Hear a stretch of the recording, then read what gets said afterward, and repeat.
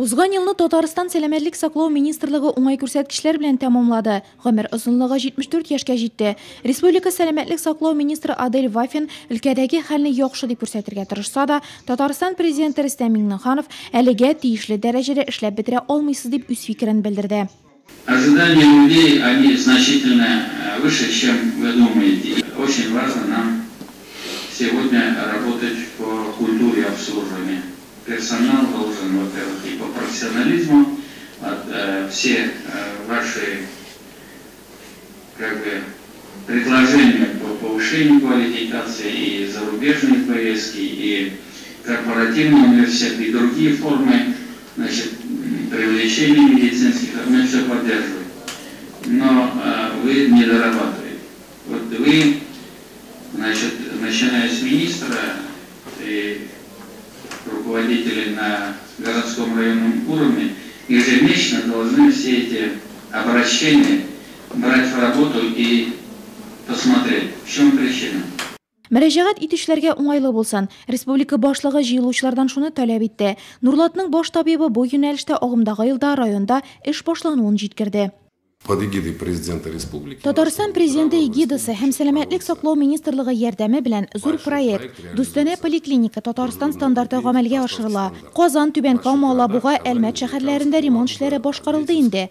Проект ремонтка гына кайтып калмый, тулаем концепция үзгәрә. Шәфкать туташлары кабинетлардан коридорларга чыгарыла, күбрәк кеше поликлиника аша үтә алачак, аларның канәгатьлек хисләре арта, димәк, дәвалау сыйфаты да үсә дигән сүз. Повышается удовлетворенность населения. Баш табиб шулай ук халык җыеннарында яңгыраган кайбер сорауларга да ачыклык кертте. Очень часто возникают вопросы у жителей. Еш кына нурлатлылар, нигә ФАПларда система ясамыйлар дигән сорау бирә. Медицина ярдәме күрсәтү стандартлары буенча мондый төр процедура тәүлек буе стационар һәм табиб булган учреждениеларда гына башкарыла. Халык җыеннарында Элкән ханым дару препаратларын сатып алу турында сорау бирде. Дәүләт гарантияләре программасы нигезендә ташламалы категория гражданнардан тыш барлык амбулатор дәвалану, даруларны кеше үз хисабына сатып ала. Процедура кабинетында кеше бары тик уколлар гына ясата. Шприцлар, препаратларны пациент үзе юнәтә. Безнең ашыгыч ярдәм күрсәтү өчен запасыбыз җитәрлек. Беренче инъекцияга да таба алачакбыз, ләкин калганын пациент үзе табарга тиеш. Каждый пациент сам себе может сделать уколы. Айдар Рөстәмович сүзләренә караганда, районда алга китеш сизелә. 45 район арасында рейтингта 43-нче урыннан 33-нчегә күтәрелүдә күп нәрсә турында сөйли ул. Инфаркттан үлүчләр саны азайган, диспансеризация яман шеш белән авыручыларны яхшырак ачыкларга мөмкинлек биргән. 29 кешегә беренче тапкыр рак диагнозы куелган. Быел бу юнәлештә эш тагы да яхшырырга тора икән. В этом году ситуация с Быел яманшыш авыруларын диагностикалау шул сәбәпле яхшырачак.